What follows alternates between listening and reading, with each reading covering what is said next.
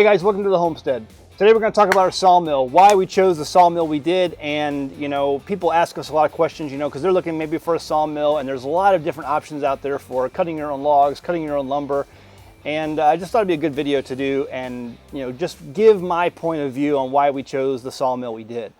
This is a Foley Belsaw, and it's called the M14 Foley Belsaw. Still has the old Sears Roebuck tag on it, from when it was purchased originally. And when I started looking for a sawmill, I was talking to a guy. There's an old gentleman in town, and Bob, who I think I put a video on him for the patrons. He's owned like 3 different sawmills in his life. He's been sawmilling his whole life. Definitely knows a lot about the industry. And he told me, you want to get a circle saw, big Foley, a Foley Belsaw or something like it. And when I first, because there's a lot of options out there. You got the band saws, you got the chainsaw mills, you got all kinds of different things out there, and they can be very expensive, and they can also be cheap, but you get what you pay for. I talked to a lot of people. I didn't make this decision lightly on the sawmill we got. I knew we wanted to make our own lumber. We have a lot of cedar here. The son of the former owner of the land told me, hey man, he's like, don't sell the cedar you hear, don't have loggers come in, there's a fortune worth of cedar on this land, you can do a lot with it. And then he showed me some of the things, that you can make with these cedar logs, like cedar mantles and all kinds of things that people will pay for. And it would be a good income. And so that's what we're going to do. That's why I wanted to buy a sawmill. He made his own band saws and sells them to people. It's kind of like a hobby side business, and he offered to buy me or to make me one if I would buy it. And the price was around $5,000, and you can find a lot of band saws, basic band saws for like $5,000, or about that in that price range. And after talking to a lot of people who've been in the industry, people who've gone, who've had experience with these kind of sawmills and band saws, there was one guy who left a comment, I think, early on in our channel when we started doing the sawmill videos. And he said that he had a bell saw like this and went to a bandsaw and was so frustrated with it and went back to a bell saw, a circle saw like this. And, said it was without a doubt, a better option. So I had that. And then I talked to a lot of, Bob, the guy who is in town, who's owned a lot of sawmills in his life. He says, this is what you want. It makes a bigger kerf, which means it produces more sawdust, you lose more wood in the production of the lumber, but you don't have the problems with a bandsaw.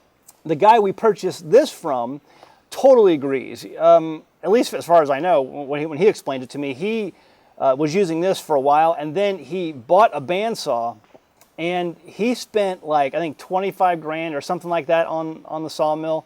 If he watches this video, he can post a comment below and correct me if I'm wrong. But he bought a really good bandsaw. And so what I've learned is that the band saws, unless you're going to spend upwards of like $10,000, it's going to give you problems. You're going to have issues. It's not going to last a long time. You're going to have a lot of problems with it. So from talking to a lot of different people, they were saying, Zach, if you want a band saw, you're going to have to spend like $10,000. I was like, okay. They make them for cheap, but cheaper than that. But they said you're going to have problems. Now, if you really want a good bandsaw, you're going to have to spend, something like closer to 25, or thereabouts for a good bandsaw mill. It's going to last, and it's going to hold its value, and it's not going to give you as many problems. I didn't want to spend that. And people, again, over and over kept telling me, go for the circle saws. The circle saws are where it's at. You're going to have less problems. They're a little finicky to get going but once you learn your mill, it cuts like a dream, and ours does. It took me a little bit of time to get used to it and figure out its quirks, but it produces really well. Then you have guys who, like there's a guy down the road, and I've talked to him, I want to bring the camera over to his place. You can see what a real sawmill is like. And his sawmill, I mean, he's up in the cab, he's got, the robotic arms, he's got the hydraulics, everything. Amazing sawmill. I don't know what that cost, but that's guys who can be cutting every single day, and they're producing lots of tie lumber and lots of pallet lumber, and they're making a lot of money, and they're doing high production. But for us, something, we're going to use this to maybe, for building lumber and for maybe selling it to furniture manufacturers, things like that. This sawmill cost us I think, what was it $1,500. I got a really good deal on this thing. I see these normally going for about between 3 and 5 grand. I got a really good deal, and that's why I jumped on it, you know, when I saw it, and I got it. But there is a lot of people who buy these, and they're a lot higher priced than that. So I got a good deal. But just from everything I've learned, if you can find one of these, and they're becoming rarer and rarer, but you still see them out in the market. And if you can afford it, you know, 5 grand, you're definitely going to have a better mill with something like this than you will a bandsaw. Wrangler Star, I mean, you watch his channel, he's got one of those smaller circle saws. It's got like 5 or 6 teeth in it or something like that. And I mean, I don't know what that cost, but that's an expensive mill. I'm sure it's a great mill. It looks like a great mill, a fantastic mill, but it's going to cost you. So for the money, if you don't want to do the chainsaw mills, because people get frustrated with those and they do work, I highly suggest, you know, spending the money, planning on getting, if $3,000 to $5,000 is your price range, instead of getting a bandsaw, get a circle saw. Yeah, it produces a bigger kerf. You lose a little more wood in that production, but it's definitely going to, you're going to have less problems. So I mean, and there's different setups. You know, ours is run on the PTO of a tractor, so you know, and that's fine for us. We got a good Massey Ferguson tractor, 50 horsepower that runs this thing, no problem. You need at least probably a 40 horsepower or higher to run this mill. So you got to have a tractor to run it. But if you've got a tractor, you know, they make other things too that run on diesel engines. You know, they have the pulley systems to run a mill like this. So there's different configurations that you can find these bell saws running. A lot of them are run on a PTO of a tractor, but if you got a tractor, this is the way to go. It really does. Going to save you problems. I can use this for a long time and do maintenance on it. Now the blade, our blade is obsolete. I have some teeth, enough teeth to last it for maybe a year or two, a couple of years, but at some point I'm going to have to replace the blade. The good news is that if you do have a blade, you have to replace on these things. These blades, people will offer you a lot of money for these blades. A new blade for a mill like ours runs about 2 grand, you know, from a company called Simmons. And there's other companies out there, but Simmons, you know, is really the one that people see the most.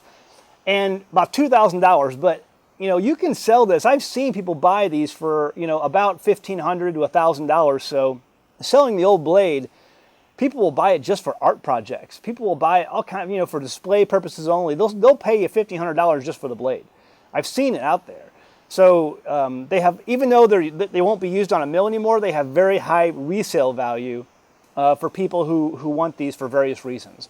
So when it comes time to replace a blade, and we will have to because ours is obsolete, they're not even making teeth for it anymore, we'll be able to sell this blade and then use that for the purchase of a new one for future use. So as long as our tractor keeps running, or as long as I can get another tractor, this thing is going to keep on producing. And, you know, we take care of it. And, you know, I think the frame of this mill may need to be replaced at some point because the wood is starting to rot a little bit in some places. So maybe a year or two down the road, we may have to rebuild a new frame for this, a new solid frame. But this thing will last forever. My kids will be using this mill is the way I see it. So that's cool. And the bandsaws, I just don't see them holding value over time. They give a lot of problems. Other people I know who own bandsaws have had problems with theirs. They go through blades really fast. The blades break. So you got to really maintain them and take care of them to get the maximum amount of production out of them. So people have asked. This is my reasoning why we have the Foley Belsaw. I did not just buy this willy-nilly. I was looking for one, and a friend of mine, again, Bob, who the patrons have seen on another video, he drove by, saw this mill for sale, and couldn't believe the price that it was. They were asking for it, and he called me up, and we made the deal. So that's how we got this thing. And it was you know, and truthfully, I would have eventually, if I had to, paid the $3,000 to $5,000 for a mill like this, because it's just, there were so many other people who told me that I won't regret it if I did. So there you go. You know, your mileage may vary, you know, my opinion only, so we'll go from there.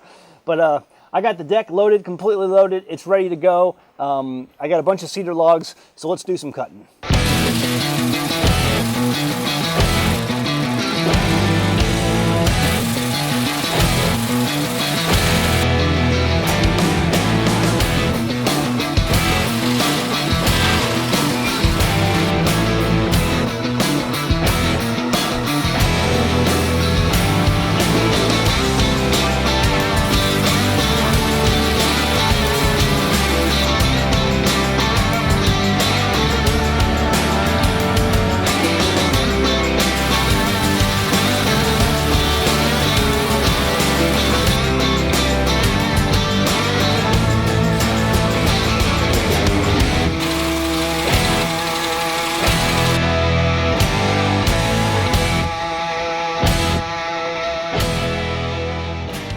All right, guys, we cut 5 logs today. Look at 5 logs. Look at my hands. That's all the sap that comes off these logs, all the cedar. So, cut 5 logs today.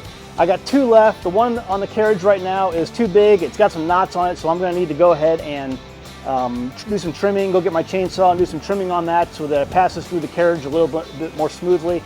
And so we'll work on that maybe tomorrow, and I'll come back down here and finish this up.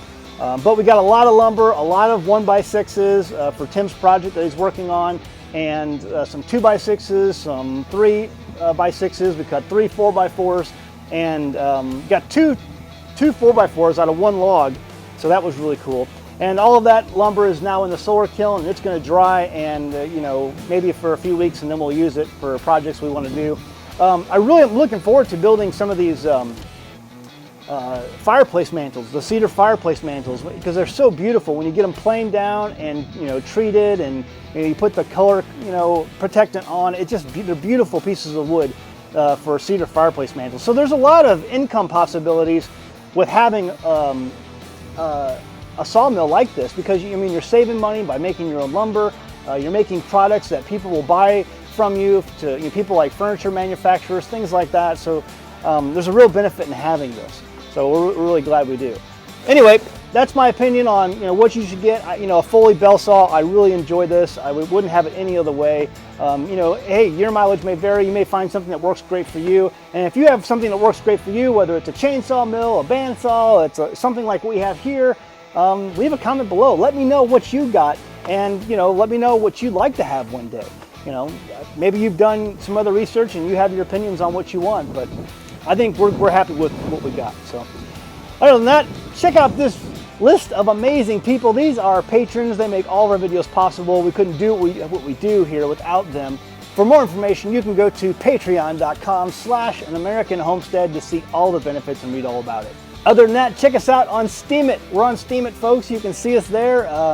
We're waiting for SteamQ to be launched so that we can upload videos to that platform. Really looking forward to that. And I'll leave a link to STEEMIT, our account, in the description below, so you can check it out. Other than that, check out the videos on the left. Hit that subscribe button down below there. Really appreciate it. And we'll see you next time on An American Homestead.